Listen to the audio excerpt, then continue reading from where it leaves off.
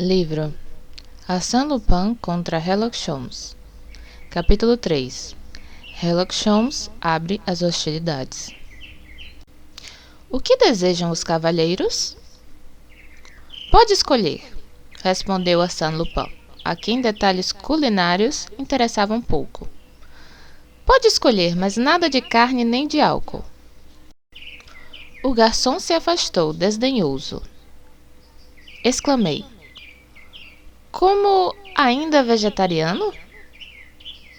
Cada vez mais, afirmou Lupin.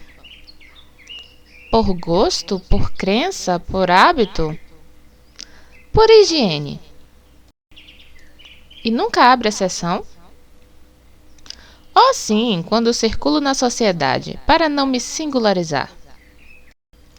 Jantávamos os dois nas proximidades da Gare du Nord, nos fundos de um pequeno restaurante, onde compareci instalado por Arsène Lupin. Pois é, de tempos em tempos ele manda um telegrama de manhã, marcando um encontro em algum canto de Paris. Nessas ocasiões, mostra-se sempre com uma verve inesgotável. Feliz da vida, simples e bom menino, e sempre com uma anedota inesperada. Uma recordação, o relato de uma aventura que eu ignorava. Nessa noite, pareceu-me ainda mais exuberante do que o normal. Ria e falava com um entusiasmo ímpar e a fina ironia que lhe é peculiar, ironia sem amargura, leve e espontânea. Era um prazer vê-lo assim e não pude me abster de lhe manifestar meu contentamento. Pois é, ele exclamou. Há dias em que tudo me parece delicioso, em que a vida fervilha dentro de mim como um tesouro infinito, que não conseguirei jamais esgotar. E, no entanto, Deus sabe que vivo sem economizar. Talvez até demais. O tesouro é infinito, estou lhe dizendo. Posso gastar e desperdiçar, posso lançar minhas forças e minha juventude aos quatro ventos. É o espaço que abre para forças mais vivas e mais jovens. E depois, para falar a verdade, minha vida é tão bonita. Bastaria querer, não é mesmo, para me tornar de um dia para o outro, vejamos, orador, dono de fábrica, político. Pois bem, juro, nunca tal ideia me ocorreria. Arsène Lupin sou, Arsène Lupin permaneço.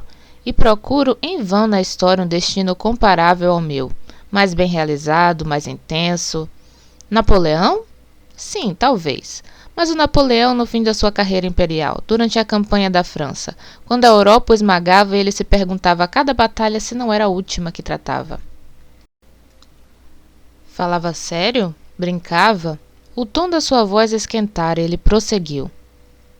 Pense bem, tudo está no perigo, a sensação ininterrupta do perigo. Respirá-lo como o ar que respiramos, discerni-lo à sua volta, bufando, rugindo, espreitando, se aproximando, e em meio à tempestade permanecer calmo, não se mexer. Senão você está perdido. Só existe uma sensação equivalente, a do piloto numa corrida automobilística. Mas uma corrida dura uma manhã e a minha corrida dura uma vida inteira. Que lirismo! Exclamei. E quer me fazer crer que não tenho motivo especial para tamanha fusão? Ele sorriu. Muito bem, você é um psicólogo sensível. De fato, há outra coisa. Serviu-se um grande copo de água gelada, bebeu e me disse: Leu Le Temps de hoje? Caramba, não. Sherlock Holmes atravessou a Mancha esta tarde e chegou por volta das 6 horas. Diabos! E por quê? Nunca, a despeito da formidável curiosidade que Arsène Lupin me inspira, permiti-me interrogá-lo sobre os atos da sua vida privada antes que ele mesmo os abordasse. Há, de minha parte, uma preocupação com a discrição sobre a qual não transijo. Naquele momento, aliás, seu nome ainda não estava envolvido, ao menos oficialmente, no caso do diamante azul. Esperei pacientemente. Ele continuou. O Le Temps publica igualmente uma entrevista desse excelente Ganimard, segundo a qual uma certa mulher loura, supostamente minha amiga, teria assassinado o barão d'Autrec e tentado subtrair à senhora de Crozon seu famoso anel. E, naturalmente, ele me acusa de ser o instigador destes crimes. Seria verdade? Eu deveria crer que a mania de roubar, seu estilo de vida, a própria lógica dos acontecimentos, tinha arrastado aquele homem até o assassinato? Observei-o. Parecia tão calmo, seus olhos me olhavam tão francamente. Examinei suas mãos. Eram modeladas com infinita delicadeza, mãos completamente inofensivas, mãos de artista. Ganimard é um alucinado, murmurei. Ele protestou. Não, não, Ganimard tem sutileza, às vezes até mesmo inteligência. Inteligência? Sim, sim. Por exemplo, essa entrevista é um golpe de mestre. Primeiro, anuncia a chegada de seu rival inglês, para me advertir e tornar a tarefa do outro mais difícil. Depois, revela o ponto exato até onde levou o caso, para que Sholmes só se beneficie das próprias descobertas. É uma boa tática. Seja como for, eis você com 2 adversários nos braços. E que adversários! Oh, um não conta. E o outro? Sholmes? Oh, confesso que esse é dos bons. Mas é justamente o que me apaixona e a razão de você me ver tão bem-humorado. Antes de mais nada, por uma questão de amor próprio. Não julgo um exagerado contratar o célebre inglês para me vencer. Em seguida, pense no prazer que deve ser experimentar um lutador do meu naipe só de pensar num duelo com Sherlock Holmes. Finalmente, serei obrigado a me empenhar muito. Conheço o sujeito, ele não recuará um passo. Ele é forte. Muito forte. Como policial, não creio que jamais tenha existido ou exista outro igual. Por outro lado, levo uma vantagem sobre ele. É que ele ataca e eu me defendo.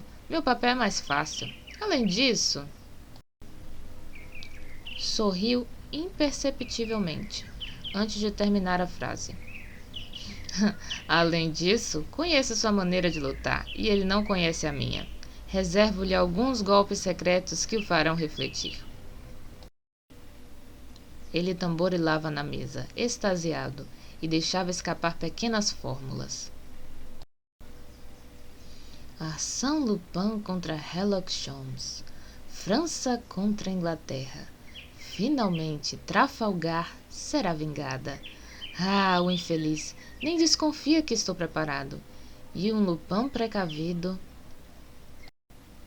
Interrompeu-se subitamente, sacudido por um acesso de tosse, e escondeu o rosto no prato, como se tivesse engasgado. Um miolo de pão? Perguntei. Tome um pouco d'água. Não é isso, ele disse, com a voz abafada. Então o que é? Preciso de ar. Deseja que abram a janela? Não, vou sair rápido. Passe-me o paletó e o chapéu, vou zarpar. Ora, mas o que houve?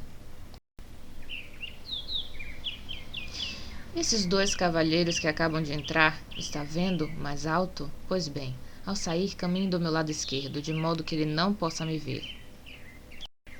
O que sentou atrás de você? Ele mesmo. Por razões pessoais, prefiro... Lá fora eu lhe explicarei. Mas quem é, então? Sherlock Holmes. Fez um violento esforço para se controlar, como se tivesse vergonha da sua agitação. Largou o guardanapo, engoliu um copo d'água e, sorrindo, inteiramente recuperado, me disse: Engraçado, hein? Não costumo me abalar com facilidade, mas essa visão inesperada? O que teme, uma vez que ninguém pode reconhecê-lo depois de todas as suas transformações? Eu mesmo, todas as vezes que o encontro, penso me encontrar diante de um indivíduo novo. Ele me reconhecerá, disse Arsène Lupin. Só me viu uma vez, mas percebi que me via pela vida inteira e que não via apenas minha aparência, sempre alterável, mas o ser mesmo que sou. E depois... E depois eu não esperava por isso. Caramba, que encontro singular, neste pequeno restaurante. Muito bem, repliquei. Saímos? Não, não. O que fará? O melhor seria agir francamente, entregar-me a ele. Não está pensando nisso?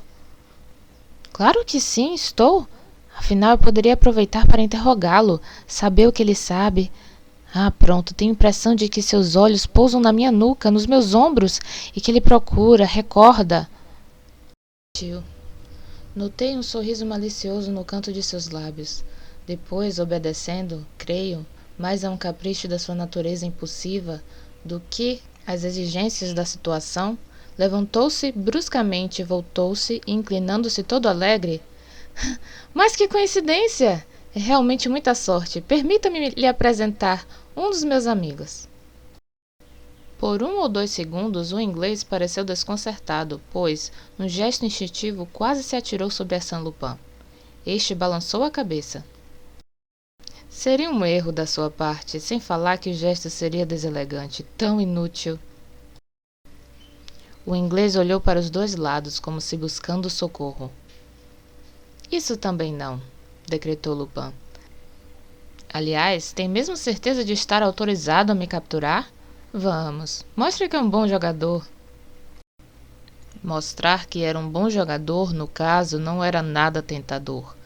Foi este, contudo, o partido que pareceu o melhor ao inglês, pois ele, fazendo menção de levantar-se, apresentou com frieza. Mr. Wilson, meu amigo e colaborador. Monsieur Arsène Lupin. O estupor de Wilson era ridículo. O senho franzido e a boca larga faziam 2 riscos a atravessarem seu rosto obeso, com a pele luzidia e esticada feito uma maçã, em torno do qual cabelos à escovinha e uma barba curta estavam plantados como talos de capim, grossos e vigorosos. Wilson, você não esconde o pasmo diante dos acontecimentos mais naturais deste mundo. Riu Sherlock Holmes com uma nuance de ironia. Wilson balbuciou. Por que não o prende? Não percebeu, Wilson, que esse gentleman está posicionado entre a porta e eu, e a 2 passos da rua? Eu não teria tempo de mexer o dedo mínimo e ele já estaria do lado de fora. Não seja por isso, provocou Lupin. Deu a volta na mesa e sentou-se de maneira que o inglês ficasse entre a porta e ele. Era se entregar de bandeja. Wilson observou Sherlock Holmes para saber se tinha o direito de admirar aquele rasgo de audácia. O inglês permaneceu impenetrável, porém, ao fim de um instante chamou: Garçom! O garçom acorreu. Holmes pediu refrescos, cerveja e uísque. A paz estava assinada, até segunda ordem. Em seguida, nós 4, sentados à mesma mesa, conversávamos tranquilamente. Sherlock Holmes é um homem como encontramos todos os dias. Na casa dos 50 anos, parece um burguês convicto que teria passado a vida em frente a uma mesa, mantendo livros de contabilidade. Nada o distingue de um honesto cidadão de Londres, nem suas suíças arruivadas, nem seu queixo escanhoado, nem seu aspecto um tanto pesado. Nada a não ser seus olhos terrivelmente agudos, vivos e penetrantes. Afinal, trata-se de Sherlock Holmes, isto é, uma espécie de fenômeno de intuição, observação, clarividência e engenhosidade. É como se a natureza tivesse se divertido em pegar os 2 tipos de policial mais extraordinários que a imaginação produziu, o Dupin de Edgar Poe e o Lecoq de Gaboriau, para com eles, à sua maneira, construir um terceiro, ainda mais extraordinário e irreal. E, quando ouvimos a história das façanhas que o celebrizaram no mundo inteiro, na verdade nos perguntamos se ele mesmo, esse Sherlock Holmes, não é um personagem lendário, um herói expelido do cérebro de um grande romancista, de um Conan Doyle, por exemplo. Imediatamente, como Arsène Lupin o interrogava sobre a duração de sua estadia, Sholmes colocou a conversa em seu verdadeiro terreno. Minha estadia depende do senhor, Sr. Lupin. Oh! Exclamou o outro, rindo. Se dependesse de mim, eu lhe pediria que embarcasse novamente no seu paquete esta noite. Esta noite é um pouco cedo, mas espero que dentro de 8 ou 10 dias. Tanta pressa assim? Tenho várias coisas em andamento. O assalto do banco anglo-chinês, o rapto de Lady Eccleston. Vejamos, o Sr. Lupin acha que uma semana será o suficiente? Dá e sobra, caso se atenha ao duplo caso do diamante azul. É de resto o lapso de tempo que preciso para tomar minhas precauções. Se a elucidação desse duplo caso vier a lhe dar sobre mim algumas vantagens relativas à minha segurança. O problema, disse o inglês, é que pretendo efetivamente obter essas vantagens no espaço de 8 a 10 dias. E me prender no 11º, talvez? No 10º, prazo final. Lupin refletiu e, balançando a cabeça, difícil. Difícil sim, mas possível. Logo uma certeza. Certeza absoluta, enfatizou Wilson, como se ele mesmo vislumbrasse claramente a longa série de astúcias que levaria seu amigo ao resultado previsto. Sherlock Holmes sorriu. Wilson, que sabe das coisas, está aqui para ratificá-lo. E continuou. Evidentemente, não dispõe de todos os trunfos nas mãos, uma vez que se trata dos casos ocorridos alguns meses atrás. Faltam-me os elementos, os indícios sobre os quais tenho o hábito de basear minhas investigações. Como manchas de lama e cinzas de cigarro, articulou Wilson, com o ar solene. Mas, afora as notáveis conclusões do Sr. Ganimard, dispõe de todas as reportagens escritas a respeito, todas as observações colhidas e, consequentemente, algumas ideias pessoais sobre o caso. Alguns pontos de vista que nos foram sugeridos, seja por análise, seja por hipótese, acrescentou Wilson, sentenciosamente. Seria indiscreto, perguntou Arsène Lupin, no tom respeitoso que empregava com Sholmes, indagar-lhe a opinião geral que chegou a formar? De fato, era a coisa mais apaixonante ver aqueles dois homens um diante do outro, cotovelos na mesa, discutindo grave e calmamente. Como se tivessem um problema árduo para resolver, ou devessem entrar num consenso sobre um ponto de controvérsia. E tudo se dava com a ironia superior, que ambos cultivavam profundamente, como diletantes e artistas. Wilson, por sua vez, regalava-se. Sherlock encheu lentamente seu cachimbo, acendeu-o e se exprimiu com as seguintes palavras. Julgo esse caso infinitamente menos complexo do que parece à primeira vista. Muito menos, com efeito, repetiu Wilson, eco fiel. Digo caso, pois para mim apenas um. A morte do barão D'Autrec, a história do anel e não esqueçamos o mistério do número 514, série 23. Não passam de muitas faces do que poderíamos chamar de o enigma da mulher loura.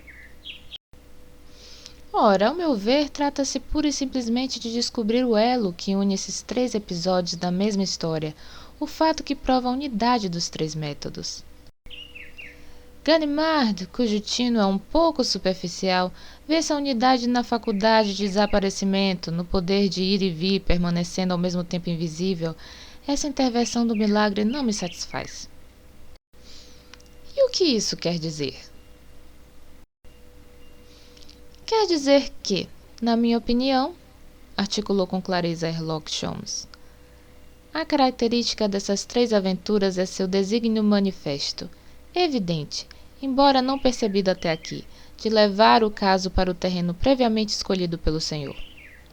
Há nisso, de sua parte, mais que um plano, uma necessidade, uma condição sine qua non para o êxito. Poderia descer a alguns detalhes? Nada mais fácil. Por exemplo, desde o início do seu conflito com o Sr. Gerbois, não é evidente que o apartamento do Dr. Detinan é o local escolhido pelo senhor? O local inevitável onde deve acontecer a reunião? Nenhum outro lhe parece mais seguro, a tal ponto que é lá que o senhor marca o encontro, publicamente poderíamos dizer, com a mulher loura e a senhorita Gerbois. A filha do professor, esclareceu Wilson. Agora passemos ao diamante azul. Por acaso havia tentado se apropriar dele desde que o barão D'Autrec o possuía? Não. Mas o barão herda a mansão de seu irmão, 6 meses depois. Intervenção de Antoinette Bréhat, a primeira tentativa. O diamante lhe escapa e vem o leilão, organizado com grande estrépito na casa Drouot. Será limpo esse leilão? O comprador mais rico está seguro de adquirir a joia? De forma alguma. No momento em que o banqueiro Hashman vai arrematá-lo, uma mulher lhe entrega uma carta de ameaças e é a condessa de Crozon, preparada e influenciada por essa mesma mulher, que compra o diamante. Ele vai desaparecer imediatamente? Não. Faltam-lhe os meios. Logo uma pausa. Mas a condessa se instala em seu castelo. É o que o senhor esperava. O anel desaparece. Para reaparecer no pó dentifrício do cônsul Bleichen? Anomalia bizarra, objetou Lupin. Ora, vamos, exclamou Herlock, batendo na mesa. Não é a mim que deve contar essas baboseiras, que os imbecis se deixem engambelar. Tudo bem, mas não a velha raposa que sou. O que significa? O que significa? Sholmes fez uma pausa, como se quisesse administrar o impacto. Por fim formulou. O diamante azul que descobriram no pó dentifrício é um diamante falso. O verdadeiro está com o senhor. Arsène Lupin permaneceu calado por um instante. Depois, muito simplesmente, com os olhos pregados no inglês. É um homem ousado, senhor. Um homem ousado, não é mesmo? Repetiu Wilson, pasmo de admiração. Sim, afirmou Lupin. Tudo se esclarece, tudo ganha seu verdadeiro sentido.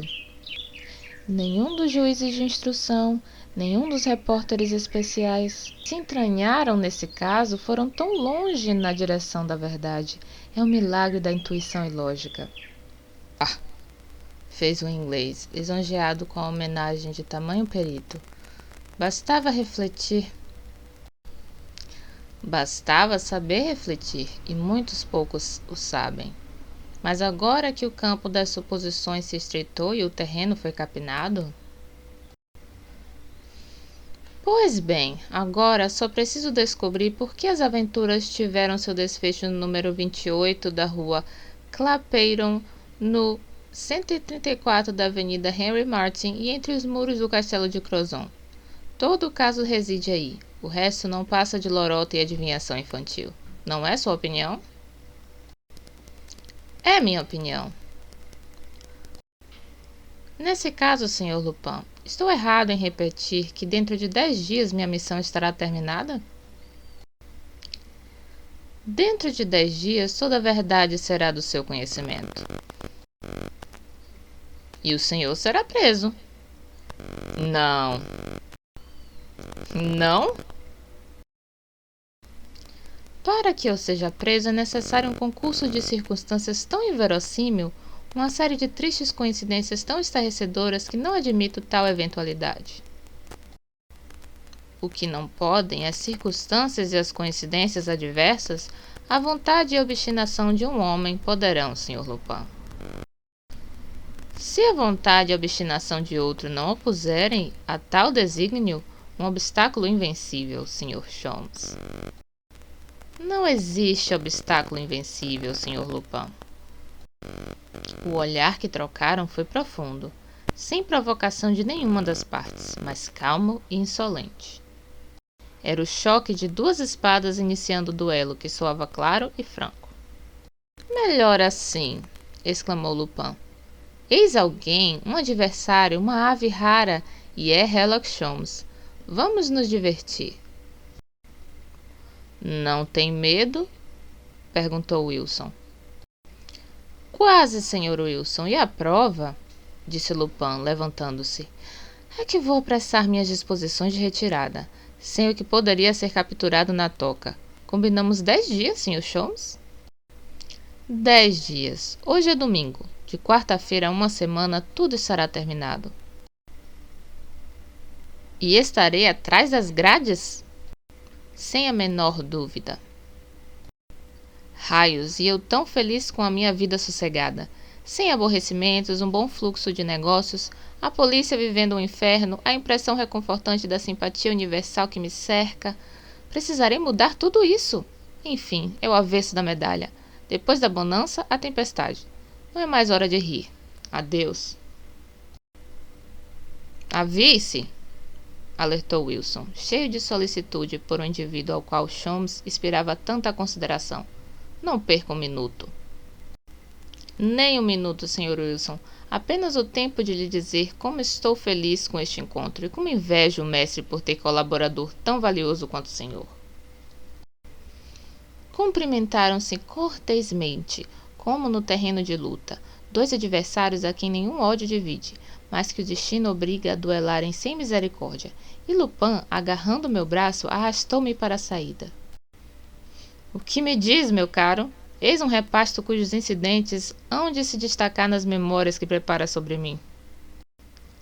Ele fechou a porta do restaurante, parando alguns passos adiante. Você fuma? Não, mas você tampouco, me parece. Eu tampouco. Acendeu um cigarro com a ajuda de um fósforo de cera, que agitou várias vezes para apagar. Mas, assim que jogou fora o cigarro, atravessou correndo a rua e se juntou a dois homens que acabavam de surgir da sombra, como chamados por um sinal. Conversou alguns minutos com eles na outra calçada, depois voltou até onde eu estava. Peço-lhe perdão, esse diabólico Sholmes vai me dar trabalho, mas juro que ele não acabou com Lupin ainda. Ah, o malandro, ele verá que sou um osso duro de roer. Até logo. O inefável Wilson tem razão, não tenho um minuto a perder. Afastou-se rapidamente. Assim terminou a estranha noite, ou pelo menos a parte da noite em que estive envolvido. Pois, nas horas seguintes, desenrolaram-se outros acontecimentos, que as confidências dos outros comensais desse jantar me permitiram felizmente reconstituir em detalhe. No exato instante em que Lupin me deixava, Herlock Sholmes puxou seu relógio e se levantou. 20 para as 9. Às 9 devo encontrar o conde e a condessa na estação. A caminho! Exclamou Wilson, descendo 2 copos de uísque um atrás do outro. Saíram. Wilson, não se vire. Talvez estejamos sendo seguidos. Nesse caso, vamos agir como se não nos importássemos. Então, Wilson, dê-me sua opinião. Por que Lupin estava nesse restaurante? Wilson não hesitou. Para comer. Wilson, quanto mais trabalhamos juntos, mais percebo a continuidade dos seus progressos. Palavra de honra, você vai se tornando assombroso. Na penumbra, Wilson ficou vermelho de prazer e Sholmes prosseguiu. Para comer, vá lá, e em segundo lugar, muito provavelmente para se certificar de que vou mesmo a Crozon, como anuncia Ganimard em sua entrevista. Vou então a fim de não contrariá-lo, mas como se trata de ganhar tempo sobre ele, não vou. Como? Reagiu Wilson, pasmo. Você, meu amigo, siga por essa rua. Pegue um cocher, 2, 3 coches. Volte mais tarde para apanhar as valizes que deixamos no guarda-volumes e, a galope, dirija-se a Élysée Palace. E no Élysée Palace?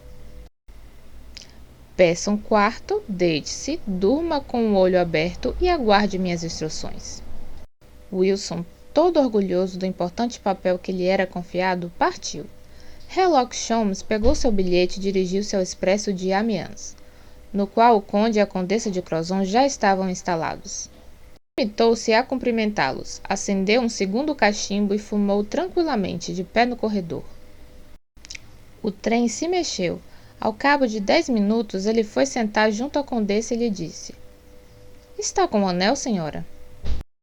Sim. Faça a gentileza de me emprestá-lo. Pegou-o e examinou-o. É de fato o que eu pensava, é diamante reconstituído. Diamante reconstituído? Um novo procedimento que consiste em submeter o pó do diamante a uma temperatura altíssima, de maneira a reduzi-lo em fusão, só faltando reconstituí-lo numa única pedra. Como assim? Meu diamante é verdadeiro. O seu sim, mas este não é o seu. E onde está o meu? Nas mãos de Arsène Lupin. E este então? Foi posto no lugar do seu e enfiado no frasco do Sr. Bleichen, onde o encontrou. É então falso? Completamente falso. Estupefata, alterada, a condessa se calou, enquanto o marido, incrédulo, virava e revirava a jóia em todas as direções. Ela terminou por balbuciar. Será possível? Mas por que não o roubaram pura e simplesmente? E como o surrupiaram? É precisamente isso que tratarei de esclarecer. No castelo de Crozon? Não. Descerei em Creil e volto a Paris. É lá que deve se travar o duelo entre mim e Arsène Lupin. As estocadas terão o mesmo efeito em qualquer lugar, mas é preferível que Lupin me julgue em viagem. No entanto... O que lhe importa, senhora? O essencial é seu diamante, não é? Sim. Pois bem, fique tranquila. Assumi não faz muito tempo um compromisso muito mais difícil de cumprir. Palavra de Sherlock Holmes, eu lhe devolverei o diamante verdadeiro. O trem desacelerava. Ele guardou o falso diamante no bolso e abriu a portinhola do vagão. O conde exclamou. Mas o senhor está descendo no meio da pista! Assim, se Lupin infiltrou alguém neste vagão, eles perderão meu rastro. Um funcionário protestou em vão. O inglês se dirigiu ao escritório do chefe da estação. 50 minutos depois, pulava num trem que o deixaria de volta a Paris em pouco antes da meia-noite. Lá, atravessou a estação correndo. Cruzou a área de alimentação, saiu por outra porta e se precipitou dentro de um fiacre. Cocheiro, Rua Clapeyron. Tendo adquirido a certeza de que não era seguido, mandou o coche parar no começo da rua e procedeu a um exame minucioso no prédio do Dr. Detinan e em 2 prédios vizinhos. Dando passadas iguais, media certas distâncias e escrevia observações e algarismos em sua caderneta. Cocheiro, Avenida Henry Martin. Na esquina da avenida com a Rua de la Pompe, pagou a corrida, seguiu pela calçada até o 134 e repetiu tais procedimentos em frente ao antigo palacete do Barão d'Autrec e aos 2 prédios laterais, medindo a largura de suas perspectivas fachadas e calculando a profundidade dos pequenos jardins que as precedem. A avenida estava deserta e muito escura sob suas 4 fileiras de árvores, entre as quais, de quando em quando, um bico de gás parecia lutar inutilmente contra a espessura das trevas. Um deles projetava uma pálida luz sobre parte do palacete, e Sholmes viu a tabuleta, aluga-se, pendurada no portão, e as 2 aleias maltratadas que cercavam o pequeno gramado, e as vastas janelas vazias da casa desabitada. É verdade, ele constatou. Desde a morte do barão, ninguém mora aqui. Ah, se eu pudesse entrar e fazer uma primeira visita. Ao esboçar a ideia, quis logo executá-la. Mas como? Uma vez que a altura do portão inviabilizava qualquer tentativa de escalada. Pegou no bolso uma lanterna elétrica e uma chave mestra, da qual não se separava. Para seu grande espanto, percebeu que um dos batentes estava entreaberto. Esgueirou-se então no jardim, cuidando de não fechar o batente. Mal dera 3 passos, deteve-se. Numa das janelas do 2º andar, avistaram uma luz se mexendo. E a luz passou por uma segunda janela e por uma terceira, sem que ele pudesse ver outra coisa senão uma silhueta perfilando-se nas paredes dos quartos. Do segundo andar, a luz desceu ao primeiro e demoradamente vagou de cômodo em cômodo. Diabos, quem pode passear à 1 da manhã na casa onde o barão Daltrec foi morto? Perguntou Sherlock, prodigiosamente interessado. Não havia senão um meio de saber. Era ele próprio insinuar-se lá dentro. Não hesitou, porém, ao se aproximar dos degraus da entrada. Ele atravessou a faixa de claridade projetada pelo bico de gás, e o homem deve tê-lo avistado, pois a luz se apagou subitamente e Sherlock Holmes não a viu mais. Delicadamente empurrou a porta da entrada. Também estava aberta. Não ouvindo qualquer ruído, arriscou-se na escuridão. Encontrou o início do corrimão e subiu um andar. Sempre o mesmo silêncio, nas mesmas trevas. Ao chegar no saguão, entrou num cômodo e aproximou-se da janela, que refletia um pouco de luz da noite. Avistou então, do lado de fora, o homem, que, tendo descido por outra escada, sem dúvida, e saído por outra porta, se esgueirava à esquerda, ao longo dos arbustos que margeavam o muro entre os dois jardins. «Diabos!» exclamou Holmes. «Ele vai escapar!» Desceu desabalado e transpôs a escada da entrada, a fim de lhe cortar a retirada. Contudo, não viu mais ninguém e precisou de alguns segundos para distinguir, no emaranhado dos arbustos, uma massa mais escura e não completamente imóvel. O inglês refletiu. Por que o indivíduo não tentara fugir, quando poderia tê-lo feito com facilidade? Permaneceria ali para vigiar por sua vez um intruso que o atrapalhara em sua misteriosa tarefa? Em todo caso, pensou, não é Lupin. Lupin teria sido mais safo. É alguém do seu bando. Longos minutos transcorreram. Sherlock não se mexeu, o olho pregado no adversário que o espiava. Mas como esse adversário não se mexia tampouco, e o inglês não era homem de se entrevar na apatia, o detetive checou se o tambor do seu revólver funcionava, desembainhou seu punhal e caminhou em direção ao inimigo com a audácia fria e o desdém pelo perigo que o fazem tão temível. Um ruído seco. O indivíduo engatilhava seu revólver. Sherlock se atirou bruscamente sobre a moita. O outro não teve tempo de correr. O inglês já estava em cima dele. Seguiu-se uma luta violenta, desesperada, durante a qual Sherlock pressentiu o esforço do homem para puxar sua faca. Holmes, no entanto, excitado com a ideia de sua vitória iminente, o desejo louco de se apoderar, desde o primeiro momento, desse cúmplice de Arsène Lupin, sentia-se tomado por uma força irresistível. Derrubou o adversário, imprensou-o com todo o seu peso e, imobilizando-o com os 5 dedos fincados na garganta do infeliz, com as garras de um abutre. Com a mão livre procurou sua lanterna elétrica, apertou o botão e projetou a luz no rosto do seu prisioneiro. «Wilson!» berrou o aterrado. «Sherlock Holmes!» balbuciou uma voz engasgada, cavernosa. Permaneceram longo tempo, um em cima do outro, sem trocar uma palavra, ambos aniquilados, o cérebro vazio. A buzina de um automóvel rasgou os ares. Um pouco de vento agitou as folhas. Holmes não se mexia, os 5 dedos ainda cravados na garganta de Wilson, que exalava um estertor cada vez mais fraco. De repente, louco de raiva, Sherlock largou o amigo, mas para agarrá-lo pelos ombros e sacudi-lo freneticamente. «O que faz aqui? Responda! O quê?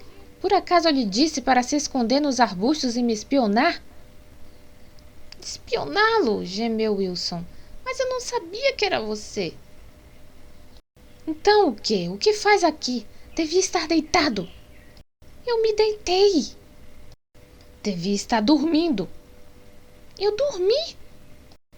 Não devia ter acordado. Sua carta! Minha carta? Sim, a que o mensageiro me entregou na sua parte no hotel. Uma mensagem minha? Enlouqueceu? Juro! Onde está essa carta? Seu amigo lhe estendeu uma folha de papel. À luz da lanterna, Sholmes leu-a com estupor. Wilson, fora da cama. Corra até a Avenida Henry Martin. A casa está vazia. Entre, inspecione. Faça uma planta exata e volte para dormir. Sherlock Holmes. Eu estava medindo os cômodos, explicou Wilson. Quando percebi uma sombra no jardim, só me passou uma coisa pela cabeça. Foi agarrar a sombra. A ideia era excelente, mas, por favor, disse Holmes, ajudando seu companheiro a se levantar e empurrando-o. Da próxima vez, Wilson, quando receber uma carta minha, certifique-se primeiro de que minha letra não foi imitada. Mas então, disse Wilson, começando a vislumbrar a verdade, a carta não é sua? Infelizmente não. De quem é? De Arsène Lupin. Mas com que objetivo ele a escreveu? Ah, disso não faço ideia, e é justamente o que me preocupa.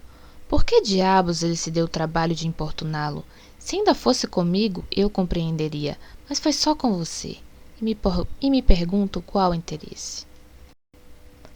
Estou com pressa de voltar ao hotel. Eu também, Wilson. Chegaram ao portão. Wilson, que estava à frente, pegou uma barra e puxou. Que estranho, ele disse. Você fechou? De forma alguma, deixei o batente apenas encostado. No entanto, Sherlock puxou por sua vez. Depois, abalado, tentou a fechadura. Uma praga lhe escapou. Com 1000 raios! Está fechado! Fechado a chave! Sacudiu a porta com toda a força. Depois, compreendendo a inutilidade de seus esforços, deixou cair os braços, desanimado. E articulou com uma voz espasmódica. Agora entendi tudo. É ele. Lupin previu que eu desembarcaria em Creil e armou aqui uma bonita ratoeirazinha para o caso de eu começar minha investigação na mesma noite. Além disso, fez a gentileza de me enviar um colega de cativeiro. Tudo isso para me fazer perder um dia e também, sem dúvida, para demonstrar que eu faria muito melhor se cuidasse dos meus assuntos. Quer dizer que somos seus prisioneiros? Você disse tudo, Sherlock Holmes e Wilson são prisioneiros de Arsène Lupin. A aventura começa às 1000 maravilhas. Mas não, isso é inadmissível. Uma mão desceu sobre seu ombro, a mão de Wilson. Lá no alto, olhe lá no alto, uma luz! Com efeito, uma das janelas do primeiro andar estava iluminada. Saíram os dois desabalados, cada um por sua escada, chegando ao mesmo tempo na entrada do quarto aceso. No meio do cômodo ardia uma espécie de vela. Ao lado havia uma cesta, e dela emergiam o gargalo de uma garrafa, as coxas de um frango e metade de um pão. Sholmes caiu na risada. Magnífico! Oferecem-nos uma ceia. É o Palácio dos Feitiços. Um verdadeiro conto de fadas. Vamos, Wilson, não faça essa cara de enterro. Tudo isso é engraçadíssimo. Tem certeza de que é engraçadíssimo? Gemeu Wilson, lúgubre. Sim, tenho certeza, exclamou Sholmes, com alegria um pouco ruidosa demais para ser natural. Quer dizer, nunca vi nada mais engraçado. É um humor sadio. Que mestre da ironia é esse Arsène Lupin? Ele tapeia você, mas com tanta graça. Eu não cederia meu lugar nesse banquete nem por todo o ouro do mundo. Wilson, meu velho, você me aflige. Estou enganado ou não possui a nobreza de caráter que ajuda a suportar o infortúnio? De que se queixa? A esta hora poderia estar com meu punhal na garganta, ou eu com o seu na minha, pois era isso que você procurava, funesto amigo. Conseguiu, à força de humor e sarcasmos, reanimar o pobre Wilson e fazê-lo engolir uma coxa de frango e um copo de vinho. Mas, quando a vela se extinguiu e precisaram deitar para dormir, no assoalho, e aceitar a parede como travesseiro, o lado cruel e ridículo da situação veio à tona, e o sono dos dois foi triste. Pela manhã, Wilson acordou cheio de cãibras e tiritando de frio. Um leve ruído chamou sua atenção. Sherlock Holmes, de joelhos, curvado, observava grãos de poeira com a lupa e detectava marcas de giz branco, quase apagadas, que formavam algarismos que ele anotava em sua caderneta. Escoltado por Wilson, a quem esse trabalho interessava especialmente, estudou cada cômodo, constatando as mesmas marcas de giz em outros dois, e encontrou igualmente 2 círculos nos painéis de carvalho, uma flecha num lambri e 4 algarismos em 4 degraus da escada. Ao fim de 1 hora, Wilson lhe disse: "Os números são precisos, não é?" "Precisos não faço ideia", respondeu Sherlock, a quem tais descobertas haviam devolvido o bom humor. "Em todo caso, significam alguma coisa." "Uma coisa óbvia", replicou Wilson. "Representam o número de tacos do assoalho." "Ah!" "Quanto aos 2 círculos, indicam que os painéis são falsos, como podem comprovar, e a flecha está apontada na direção do elevador de pratos."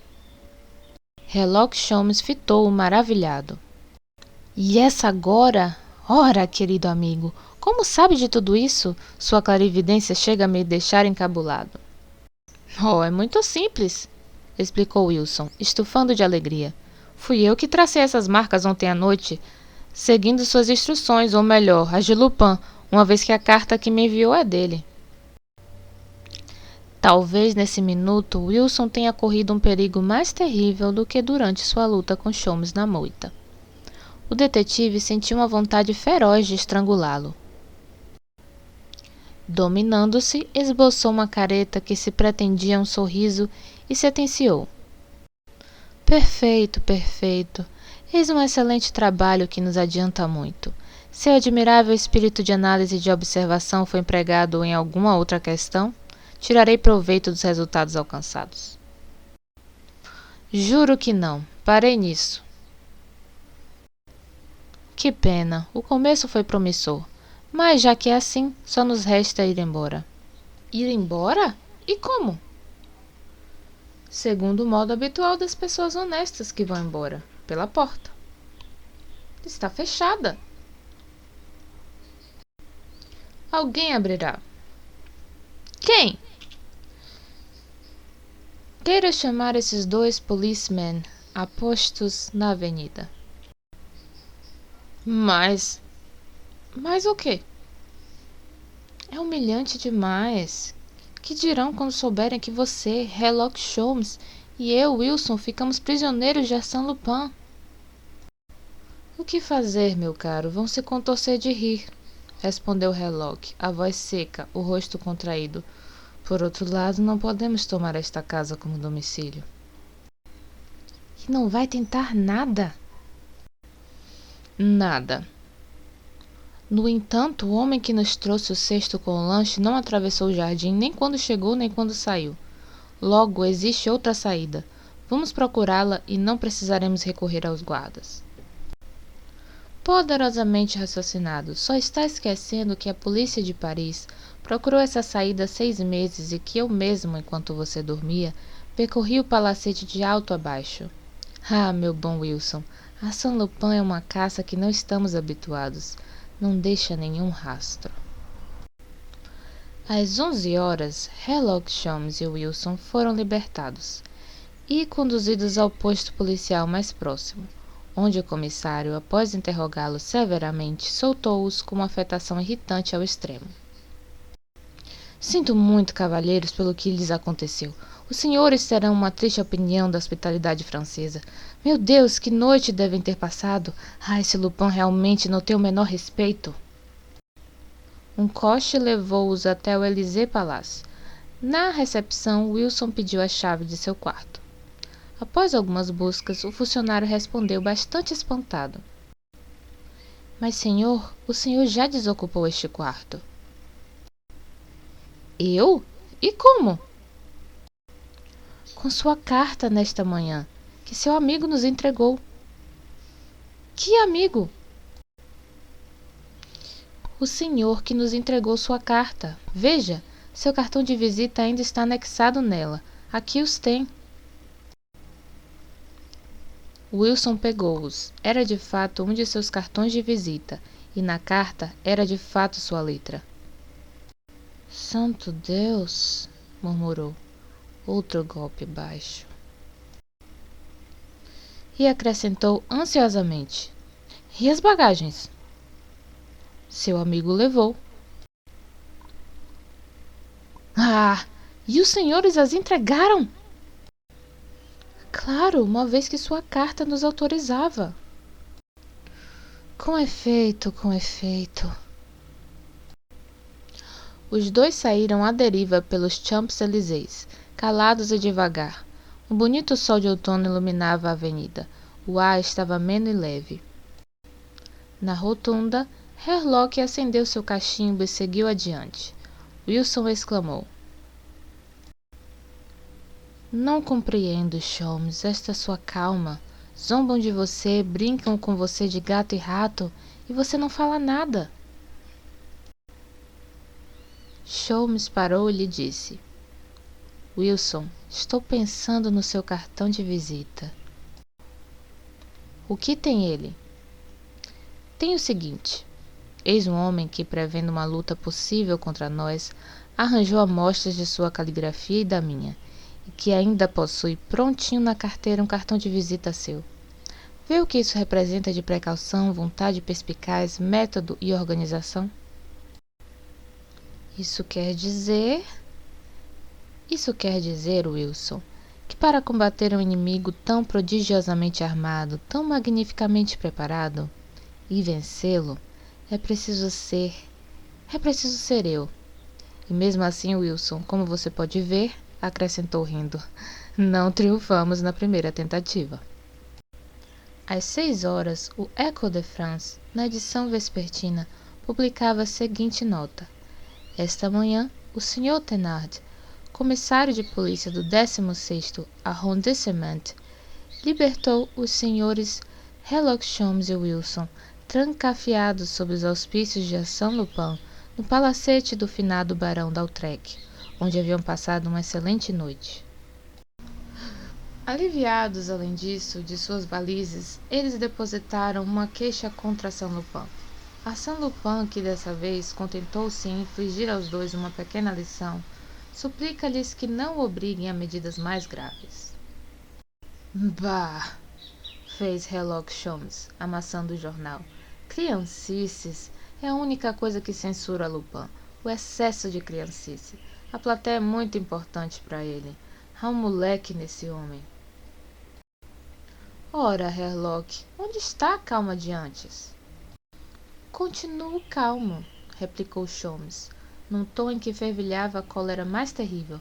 Para que me irritar? Tenho tanta certeza de que a última palavra será minha. Fim do 3º capítulo. Não esqueça de curtir, comentar e se inscrever no canal para acompanhar não só esse audiolivro como outros conteúdos muito interessantes. Obrigada por ter assistido e até a próxima.